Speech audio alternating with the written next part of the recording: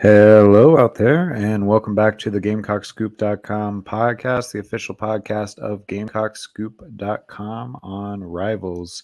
I'm Caleb Alexander. I'm joined by Alan Cole, and it is South Carolina's bye week. And for once, falls directly in the middle of the schedule. So 6 games down, 6 to go. South Carolina sits at 4-2 right now, which pretty good. I mean, we talked about it before. Like, probably no one was picking them to beat Arkansas or Georgia. Really, no one was picking them to beat Kentucky, although the line swung a little bit after Will Levis was rumored to be out, and of course he did miss the game. But yeah, you have to be reasonably happy, I think, if you're a South Carolina fan at this point in the season, sitting 4-2. You got several big tests ahead of you, which we're going to break down some of those here in a little bit. And of course, the next one is a home game at night against Texas A&M, coming off the bye week. Unfortunately, they're also coming off their bye week, so you lose a little bit of that advantage there. But not a team that I think South Carolina should be overly afraid of or intimidated by. Of course, they've never beat them. And of course, they just went toe-to-toe with Alabama, albeit with Alabama's backup quarterback, but also their backup quarterback. So yeah, we'll get into that a lot more next week, but we'll talk about it a little bit today too. As always, we start the show off talking a little bit of recruiting. I'm going to have several new offers written out for the weekly recruiting wrap-up tomorrow, so definitely check GamecockScoop.com for that. One I can kind of mention is class of 2024 wide receiver Terence Tj Moore from Tampa Catholic. Right before we hopped on here, Alan asked if that is Mazio Bennett's replacement option. If you go back and read the weekly recruiting wrap-up from last week, I actually talked about how there are several 3- and 4-star receivers that they're still in the mix for, a lot of them local, several out of the state of North Carolina. We talked a couple weeks ago. You got the 2 kids, Ship, and I can't remember the other one's name right now, out of Providence Day School. So, they're definitely prioritizing wide receiver recruiting, which we thought they would prioritize wide receiver recruiting in this class too. I think they did and kind of missed on several of those, which we can talk about here in a second. And then, if you missed it in my weekly recruiting wrap-up last week, I did flip my future cast for Mazio Bennett from South Carolina to Tennessee earlier this week. National Rivals recruiting analyst Adam Friedman also put in a projection for Mazio to Tennessee. Everything I'm hearing is that's pretty much going to be the case. And you got to be a little disappointed if you're South Carolina, because you pretty much led in that recruitment most of the way. He's an in-state guy. And Tennessee was kind of able to come in and sweep him out from under you. It sounds like a lot of that has to do with Tennessee's offense being one that he likes a little better, which, statistically and eye test wise and all of the things, it's hard to argue with that. But it's a 2024 guy, so we'll see if South Carolina continues to stay in contact with him and tries to keep him in the mix. Of course, crazy things could happen. He still has 3 more days before he announces, so we'll let you know if anything changes on that front. But if I had to guess right now, he's probably not staying home, which is a little unfortunate. Now, one more quick thing before we get into like more of a macro version of recruiting. Don Staley this morning, women's basketball coach, also tweeted that there's a birdie in the nest, or a birdie flew into the nest, or whatever it is, that her version of welcome home, basically. And from what I've been able to gather from Steven Anderson, who covers women's basketball recruiting for GamecockScoop.com, we should know who that is very soon, like very soon. So yeah, keep your eyes out on that one. So one of the things with the bye week, as we were staying on recruiting for just a second, Beamer talked about how they practiced Monday through Wednesday this week, and then most of the rest of the week, the coaches are on the road recruiting. In fact, I'm sure that's partially why Carolina Calls last night was run by Derek Moore and Luke Day instead of Shane Beamer or one Yeah. of the other coaches. And yeah, so they talked about how they're going to get out. There's still a couple of positions in the 2023 class they're looking at. He mentioned specifically that there's a couple positions where they're nowhere close to the numbers of people they want to be. And to me, I mean, I have to imagine that's wide receiver, right? They have 2, 3, and they're more like athletes. You got Kelton Henderson and Adams, and then there's some question about whether or not Vakari Swain could play on the offensive side of the ball as well, but probably projects more as a DB, at least for South Carolina. And then, yeah, I mean, they've missed on several of their 2023 targets or backed off on some of the offers that we saw earlier. So, yeah, we'll have to see how that goes. I'm expecting they'll probably hit the transfer portal again, like they did this past offseason, to fill some of those gaps. You still have some eligibility remaining for Antoine Wells Jr. and Corey Rucker and Landon Sampson, who we haven't seen yet this year, but he was highly touted coming out of last year. But you're definitely, going to have to replace some production from Josh Vann, who's had a kind of a quiet season this year, Jalen Brooks, Takarion Joyner. Also had a quiet season, but yeah. Right. No, I mean, I think if you can get Antoine Wells back, which I guess technically he could probably make the jump to the NFL, but I wouldn't project that at the moment. Unless, that's just something that's really important to him to do right now. But anyway, so Beamer basically was like, I think anytime you can get on the road, recruiting is huge. And this week, especially coming off a win, there's a lot of excitement and buzz around the program, which we talked last week about. You win this ball game and pretty much the trajectory of the season, the trajectory of the talk around the program changes. And particularly you hate going into a bye week off of a loss. That's a long time to ruminate over it. But going into a bye week off of a win, you have a long time to sort of rebuild your expectations for the back half of the season, which is something we're going to talk about a little bit here in a minute. Before we get fully into football, there's a lot of other things happening. We're getting into about 3 weeks away from men's basketball season. Then we got some fall baseball going on. Alan, I know you went and saw all the baseball scrimmages so far, or not all of them, but like 4 out of 6 or 3 out of 5, something like that. Yeah, they're ramping up towards Garnet and Black, which is kind of like the baseball equivalent of a spring football game. I believe that's in 3 weeks. It's slated for the first week in November. So they're ramping up towards that with scrimmages. I got to be honest, I know there's a bit of a market for fall baseball, just looking at our numbers and stuff. So if y'all really want that information, I got some stuff on the transfer pitchers. I was really impressed by Roman Kimball, the Notre Dame transfer. Saw him go 4 innings last week. Some stuff on some of the positional switches, a couple different outfielders in different spots. And just some observations really from what we're seeing from baseball, even at this very early stage.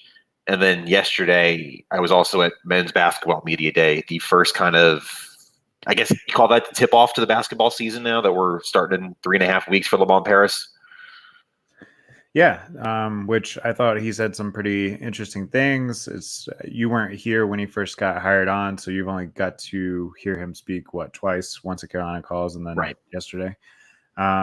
So what were some of your takeaways as far as first impressions of him? And then what are your expectations, I guess, early expectations of this men's basketball season? I see very methodical program building. Something he talked about yesterday that he doesn't have everything he needs to run what he wants right now. And that's obviously just talking about this roster and how much it lost the transfer portal after Frank Martin was fired. But they did bring in a couple transfers. The main one there is Michi Johnson from Ohio State, who's projecting as a starting point guard right now. He spoke highly of him and kind of his decision making, and also something I heard from Michi and from Gigi Jackson is that Michi was in a very similar situation to what Gigi's in now. I wrote about this a little bit. I think that's going on the website this weekend. But Michi Johnson is from Ohio. He was not the top player in the country, but he was I believe, a 4-star recruit. He was like a top 20, yeah. And he went to his home school. He grew up an Ohio State fan, and he kind of went through the experience Gigi Jackson's going through now. So it kind of sounds like they've built a little bit of relationship, and those are going to be the 2 focal points of this team probably. And then the other thing I got from everybody was that defense is a lot harder or takes longer to come around in a Lamont Paris system than offense. Lamont was kind of explaining that he wants his offense to be free-flowing. He doesn't want to like handicap the creativity. But he says, as free as I have these guys play offensively, it's really the opposite defensively. There aren't a lot of decisions to be made defensively. Everyone knows why the breakdown occurred and how to get better. And I heard a lot about tight rules on defense, about, help defense, about going over or under on screens, things like that. And kind of and the analogy Lamont uses that you can get an 80% on a test, but that still means you failed in this case, because if 4 out of 5 guys do their job and 1 guy doesn't, that means someone's open on the other team and they're going to get a good look to score. So it does sound like it's going to take a longer for the defense to come around, but this should be a pretty free-flowing, creative, ball movement heavy offense for Lamont Paris in year 1. Yeah, it'll be interesting to see, how much of his system he can implement with this squad. Like you said, Michi Johnson was highly touted. He also kind of blew up on the internet as far as he's a point guard that can dunk. He can do some pretty explosive things, but then he got injured. And it'll be interesting to see if he's kind of fully recovered from that and gotten some of that explosiveness back, because if he can create his own shot and also distribute the ball, that does become a lot more interesting because, we talked about this roster a couple times. You're also missing Ibrahima Deba, who got ruled out for the season, who was an interesting sort of multiple player that could play guard and sort of forward. And they were going to count on him to do that. I mean, obviously, Gigi Jackson's going to be a focal point. We'll see how quickly he can come along as a freshman. I mean, yes, a 5-star freshman that is presumably going to be one and done, but it's still going to take a little bit of time to adjust to the next level. And then I believe I mentioned Hayden Brown as someone that's been banged up, but also someone that he's a senior, He's senior. 24. That was the other thing. They were talking about how they've got age ranges from 17 to 24 on a college basketball roster. It's kind of crazy. But yeah, Hayden Brown is back, and it seemed like he was good to go. Lamont was just saying that was a couple kind of bumps through camp, but it doesn't sound like he's going to miss any time. I'm interested to see how Hayden Brown's game translates to the SEC. Obviously, he was at Cyril, and he's he's what Lamont Paris is looking for. I actually had a chance to speak to him right before he committed. If you guys want to go back and just Google Gamecock Scoop, Hayden Brown, you can see that interview. But he is going to try to play that sort of multiple role that Lamont Paris is looking for, where he's going to play hard defense and then be able to sort of play forward, although he's going to be a little bit more undersized in the SEC than he was in the SoCon. Is that what Citadel's still in? Yeah. But he also can kind of step back and make some jump shots as well. So really, really interested to see how this is going to play out. Of course, the university just announced that the Garnet and Black Madness event is going to be on October 26th. So mark your calendars there. It's right under 2 weeks away. Then you can get your first sort of look at these guys. And yeah, I mean, at the worst case this season, right, come out and support the team, because you're going to get to see someone that's going to be playing in the NBA someday. And then best case, I don't know, they can sort of piece it together enough to be middle back in the SEC and make it interesting.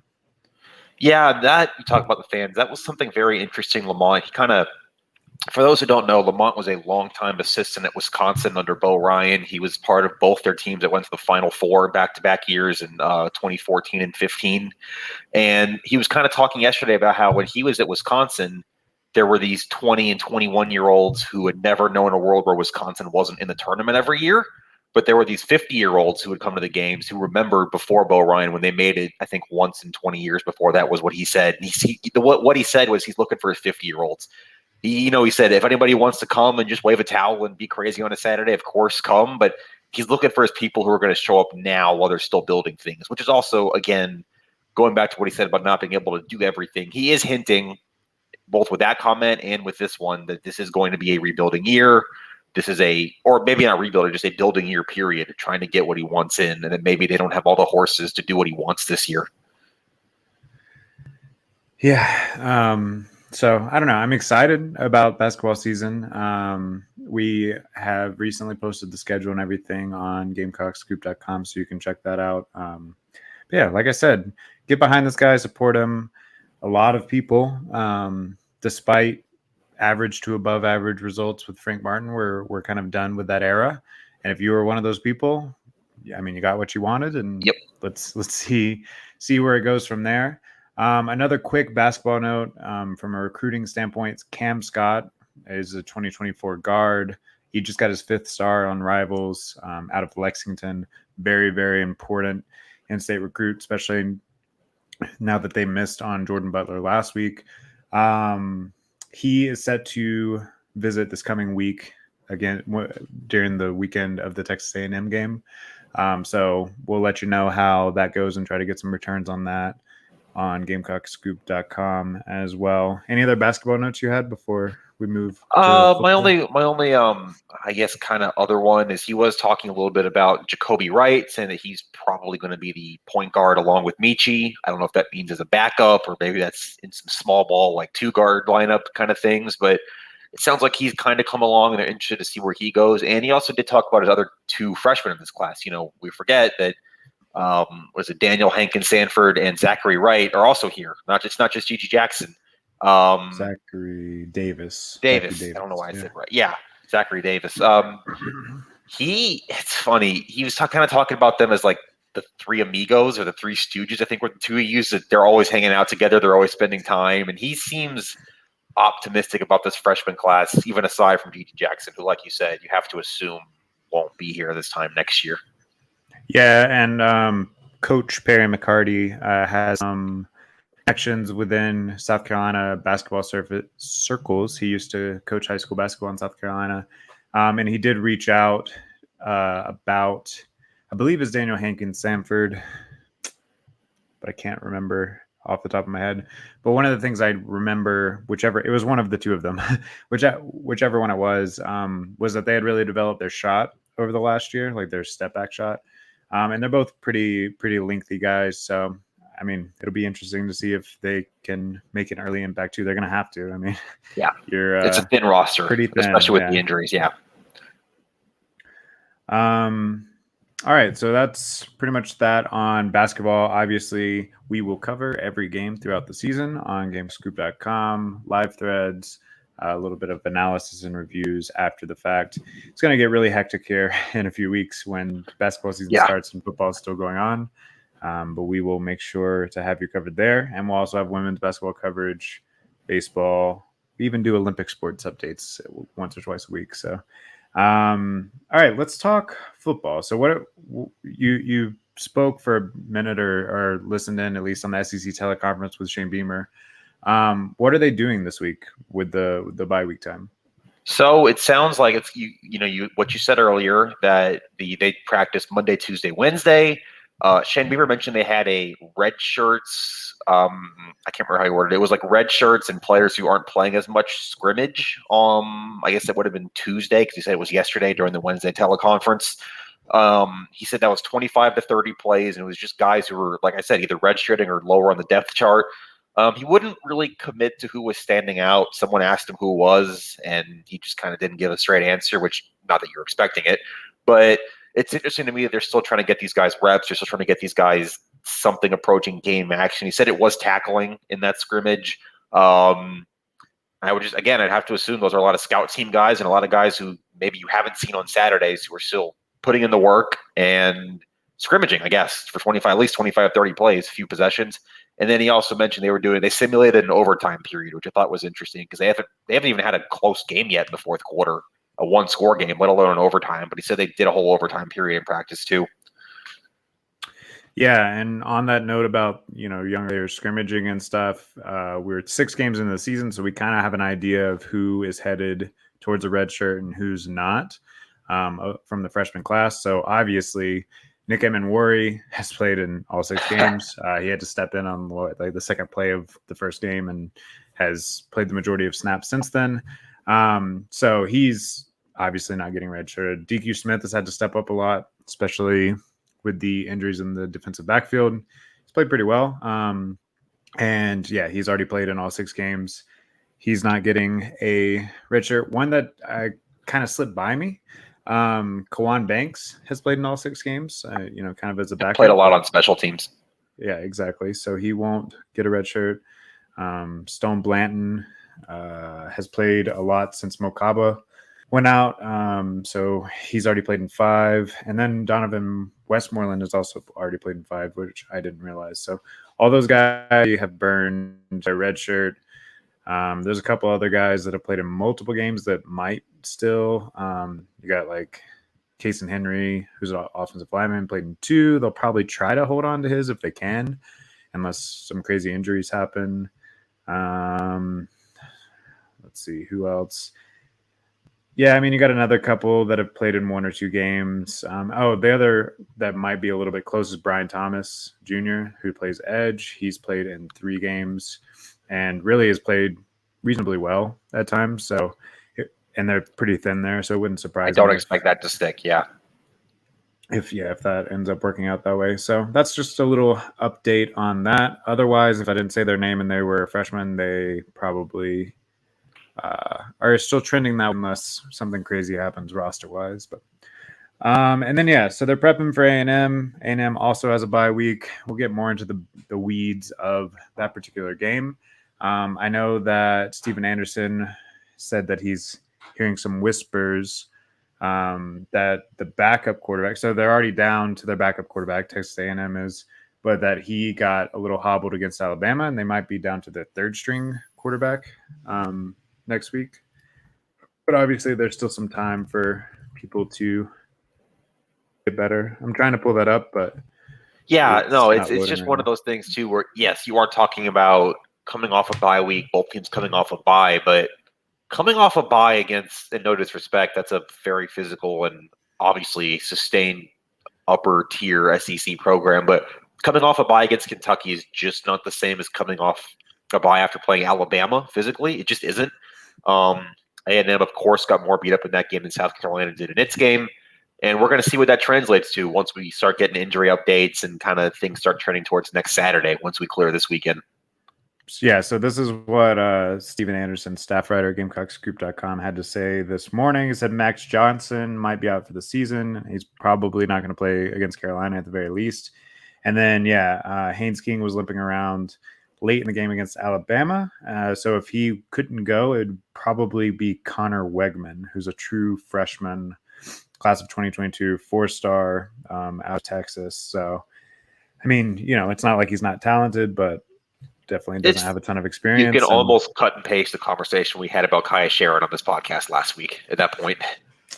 Which definitely worked to South Carolina's advantage. I mean, I think that Will Levis would have had some trouble with the D-line on Saturday night too, because they played that well. But there's at least 1 or 2 sacks that you can put on Sharon, just kind of holding the ball too long and making some inexperience. Yeah. Yep. But like I said, we'll break down A&M more next week, so kind of keep tuned in for that. But we kind of wanted to use the rest of our time to do like a little bit of a mid-season review, look at what has happened through the first 6 weeks of the season, some of the things that surprised us, some of the things that disappointed us, whatever, and then also kind of look forward with the information that we have a little bit of a better idea of who South Carolina is, who their upcoming opponents are, and see if we would change any of our win-loss predictions or anything like that. So first thing, what's been your biggest surprise of the season thus far, Alan? So you have written on our doc here that I can't say Nick Emanwuri, which is fair because that would probably just be the answer. I mean, he's a true freshman who wasn't expected to play, and he was in on the first drive of the season, and he's played ever since. I'm saying the offensive line. I mean, they took a ton of heat after the Georgia State game. They did not play well in that game. They played okay against Arkansas, but it wasn't anything great. But they've held up well. I believe Rattler's only been sacked once the last 3 games. Obviously, they're opening up a ton of holes for Marshawn Lloyd in the running game. They've done it with injuries too. Jalen Nichols has been hurt. Dylan Wadham's been hurt. That's both your starting tackles. I did a full midseason grades piece for each position group that will be on the website at some point this weekend. And spoiler alert, I graded the offensive line as one of the highest ones on the team. I've been very surprised and impressed at how well they've held up, both with the injuries and what we were expecting coming into the year. And yeah, like you said, after the first week of the season, we were kind of like, Yeah. oh no, they're still struggling. But they definitely got it together. I mean, definitely still struggled against Arkansas, but you got two pretty great linebackers there that you're dealing with. My answer for biggest surprise, I think I'm going to go with Jalen Brooks. Heading into the season, kind of the forgotten man in the wide receiver room, I guess. So, played through the first half of last season, then had to take some time for personal reasons. A lot of people weren't I remember back in the offseason when we were looking at the numbers and realizing that certain people had to be cut in order to get to the scholarship numbers you wanted. A lot of people had kind of written Brooks off as one of those guys. They're like, well, he's not coming back. He's come back, and he's come back in a major way. He's the second leading receiver. Scored a big touchdown the other night against Kentucky. Has really, made more of an impact than some of the folks that we thought would, like Josh Van or DeCarrion Joyner. And yeah, I think it's been a pleasant surprise. He's made some big time catches in some big time moments so far this season. He feels like a big third down target. I mean, he had one of the key third down catches on the field goal drive that made it a 2-score game last weekend. He's a guy Spencer Rattler looks to, a guy Spencer Rattler clearly trusts. And yeah, you kind of mentioned him as the forgotten man, but here he is. He's right there. Him and Antoine Wells are kind of carrying the passing game right now from the receiver room. Yeah, definitely. I believe going into last week, Antoine Wells was like 6th in receiving and Brooks was 10. I haven't looked at the updated numbers from this week, but I can't imagine they're terribly different than that after the games that they each had. What about your biggest disappointment so far in 2022? Yeah, it kind of goes to the same thing you just said, but kind of the rest of the receiver room. I guess I'm going to call it the explosive play factor. I mean, Wells has had a couple. He had the one Saturday night on the bubble screen at Kentucky, and he had a couple big ones against Arkansas. We've seen Rattler hit a couple. He hit one to Jaheim Bell early in the Georgia game, but there hasn't been that explosive passing game, really. We're not seeing much of Josh Van going down the field. We're not seeing a lot of Jaheim Bell going down the field. DeCarrion Joyner, I think, has one reception all year. And then, look, it's however you can get the ball in the end zone or even with the ball in the field goal range in case of the big drive Saturday, that's fine. And if you're going to run we're going to talk about the running game too in a bit. But I think a lot of Carolina fans were expecting a more explosive offense and a more explosive kind of, showing from Rattler. And that hasn't happened. And I'm not really sure if it's coming or if it should be the way the offense has been called right now and what's working. No, I think you have to keep running the ball. I mean, maybe it will come once a team forces you to pass it and, maybe Rattler has a good game, but I don't think that should be your game. We've talked about this several times, pretty much since Georgia. I don't think that should be your game plan heading in. Biggest disappointment, you kind of mentioned it, but definitely Jaheim Bell. He reminds me a lot of my NFL equivalent would be like the way that Atlanta's using Kyle Pitts. Kyle Pitts, yeah.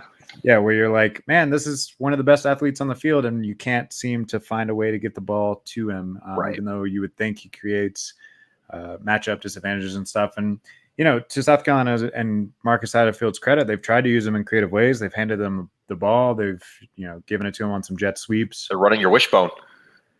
Running the wishbone. And honestly, that's worked effectively in short yardage. So it's not like he hasn't made an impact.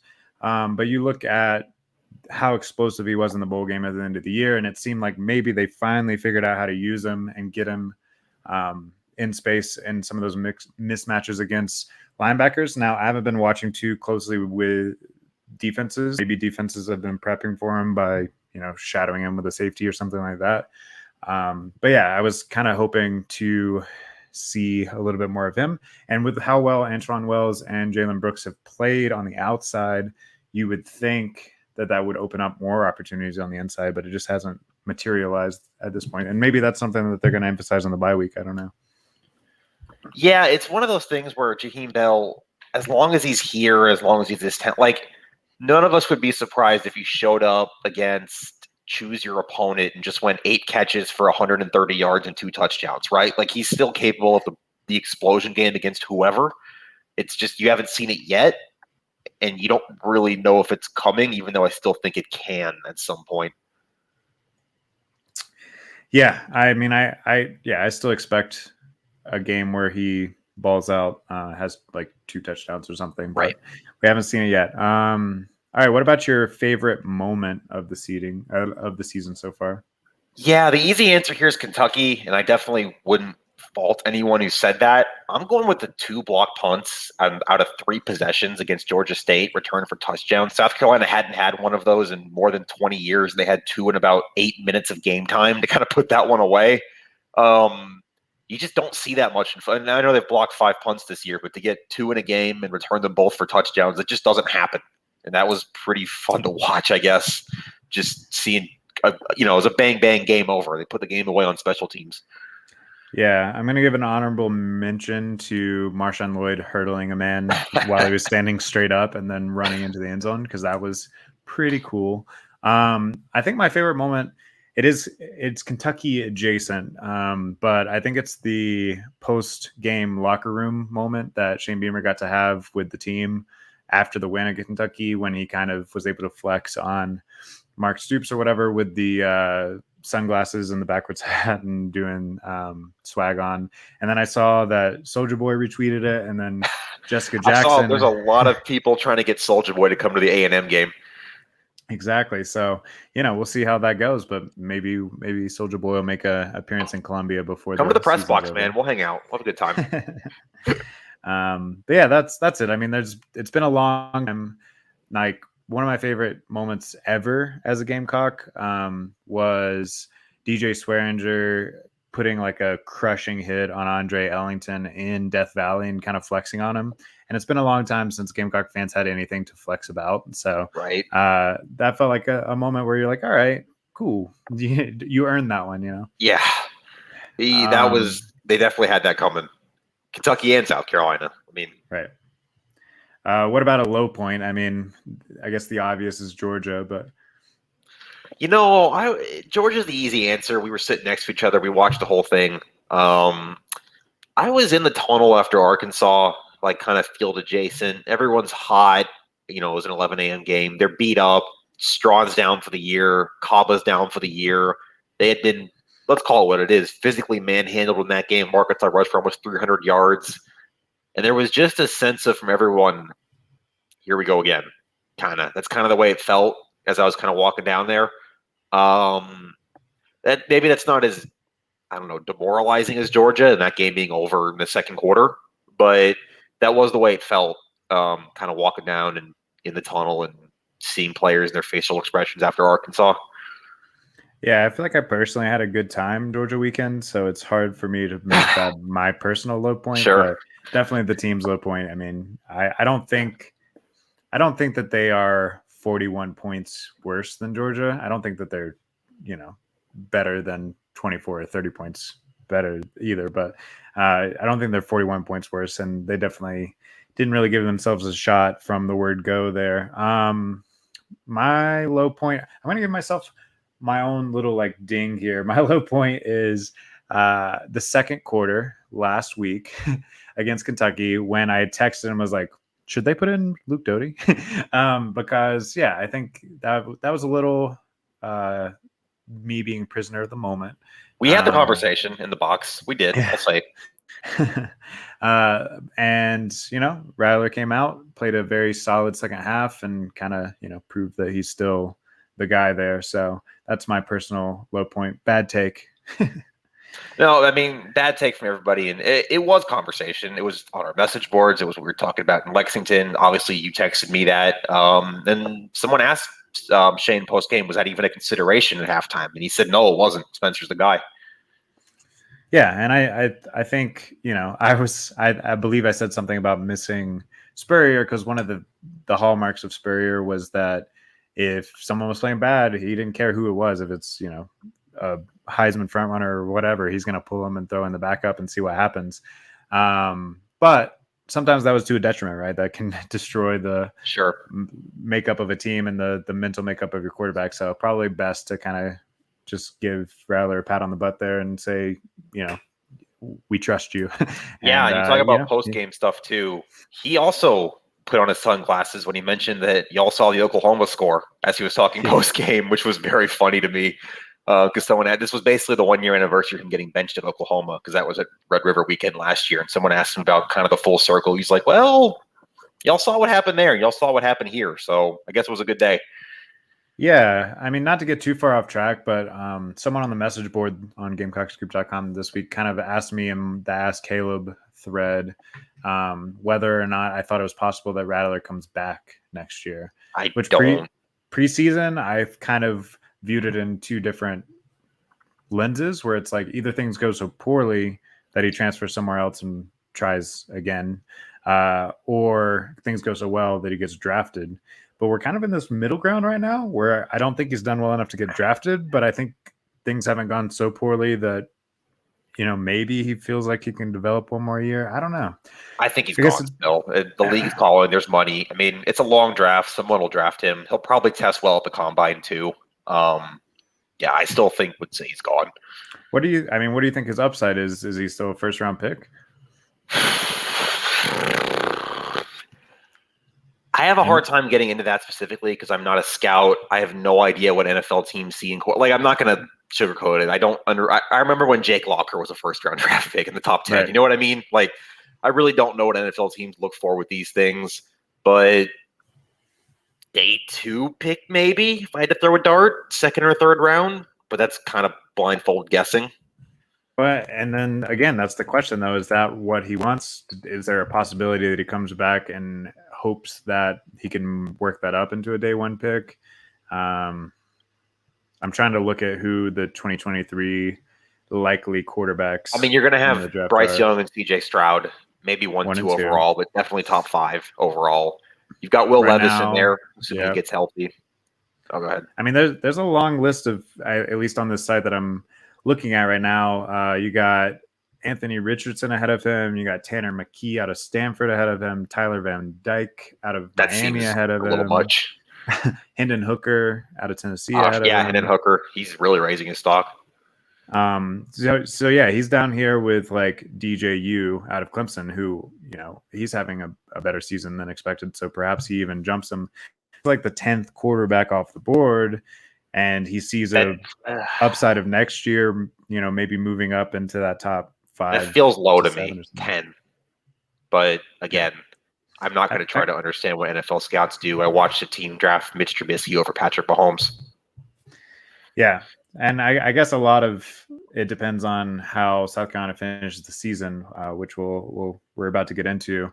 But, if they finish with 8 or 9 wins, including the bowl game, that's a pretty solid season. And maybe that's enough, especially if he plays particularly if he has like a standout moment against a top team or something. Maybe that's enough to elevate him. All right. So preseason, you picked South Carolina to go 7-5, although I think you had them losing to Kentucky. I picked South Carolina to go 8-4, although I had them beating either Georgia or Arkansas. I think at the time I said Georgia, which is funny, but I thought that they would split if they were going to do that. So what do you think? We got A&M at home, Missouri at home, at Vanderbilt, at Florida, Tennessee at home, and at Clemson. So out of those 6 games, they're 4-2 right now. How many do you think they're going to win?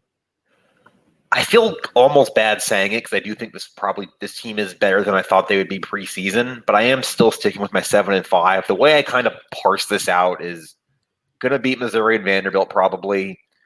As much as y'all don't want to hear me say it, probably going to lose Tennessee and Clemson. I don't think they can keep up with Tennessee's offense or score enough on Clemson's defense, especially if that's a road game.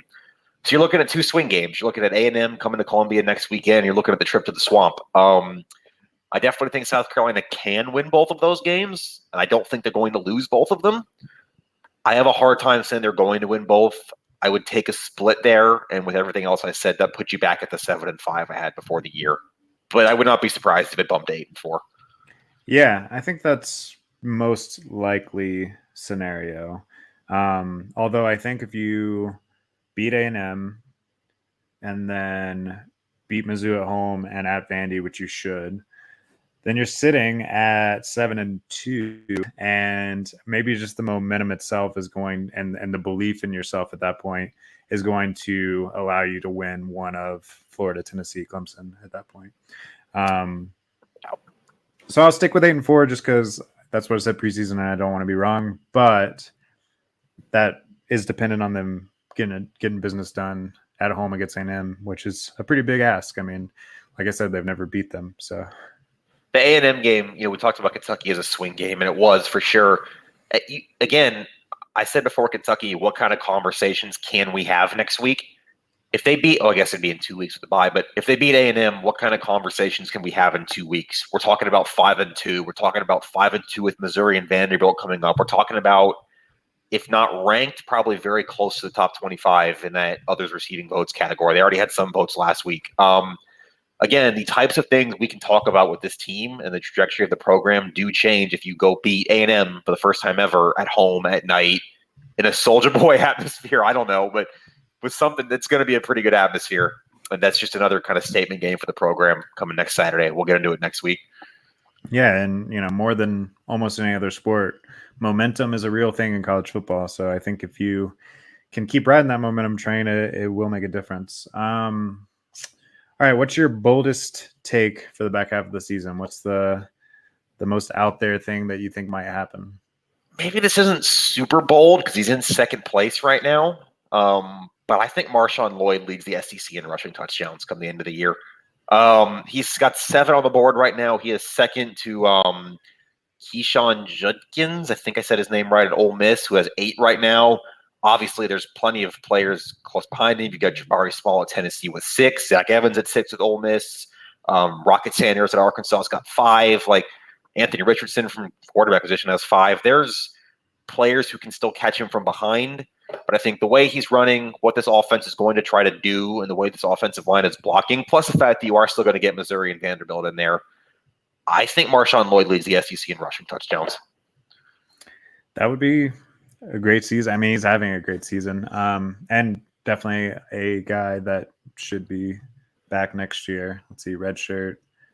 I guess he technically could leave, but I don't know. Well, I guess we'll have to talk about that later in the schedule. I would hope so. That's a nice. How about you? What's the bold take for the next 6 or 7 games?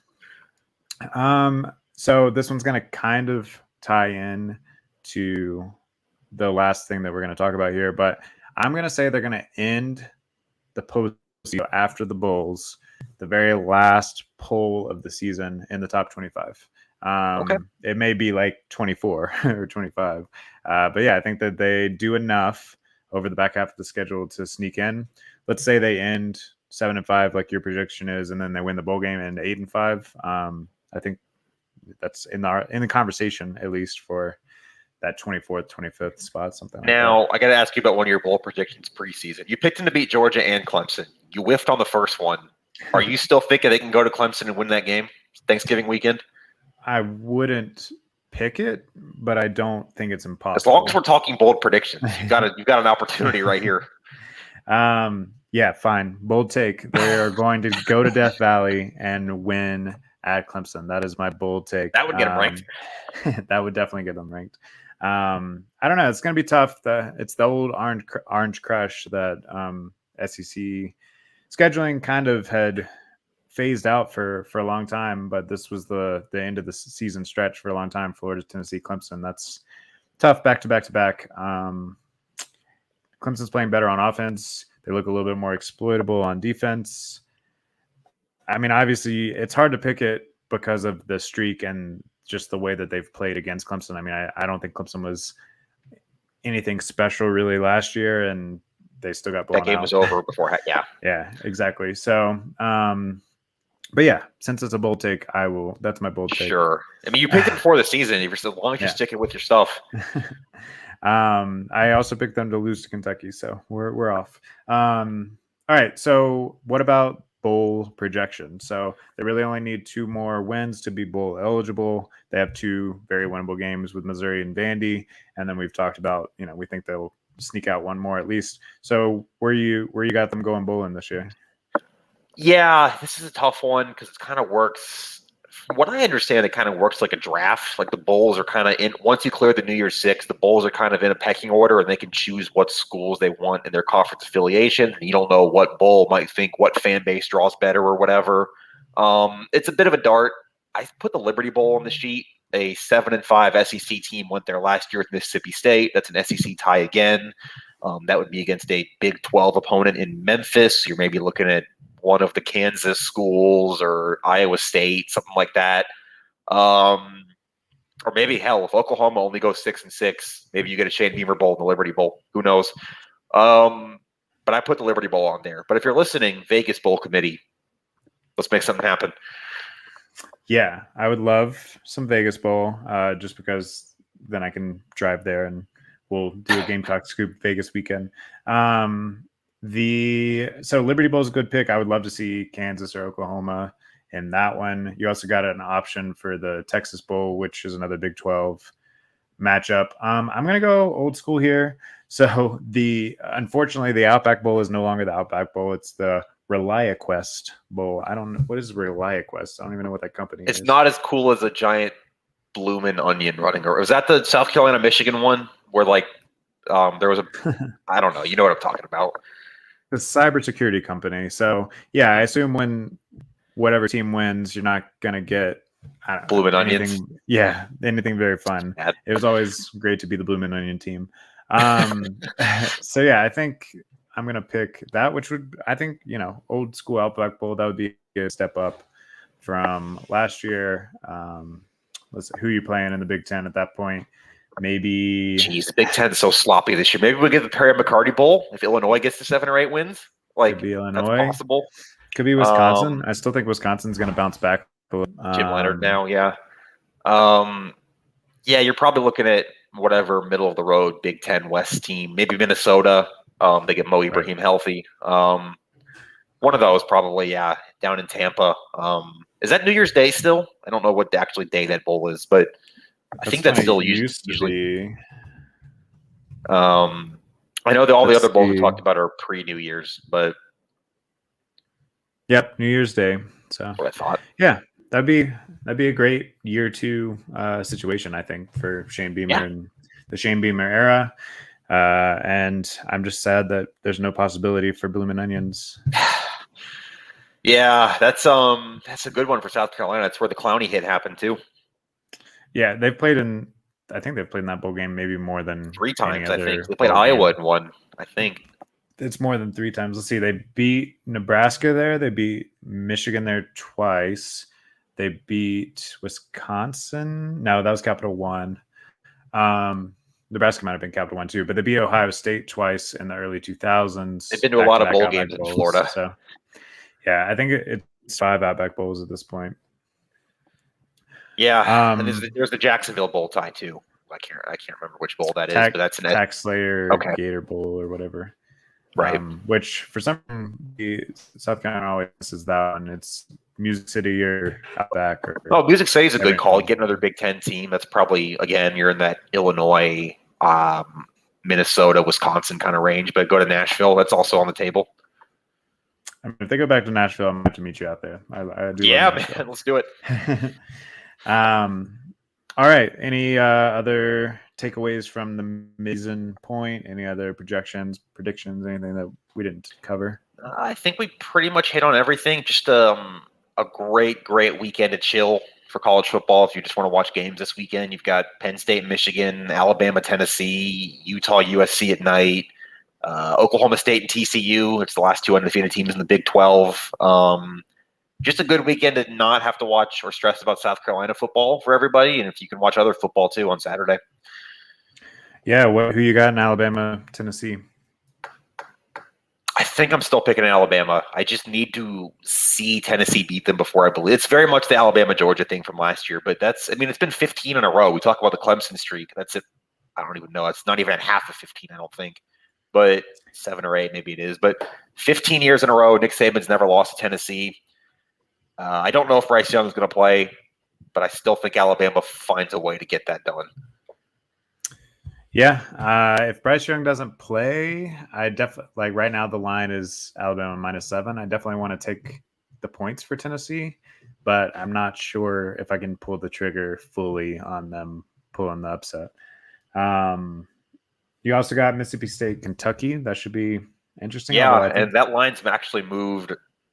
Mississippi State's still favored because I think they're better, but that's moved from Mississippi State -6.5 to 4.5, which would tell you Will Levis might actually be working towards coming back. I actually have it at 4 now, so it's moving 4? even It's more. moving even more. There you go. And if Will Levis does play, that's a pretty good football game.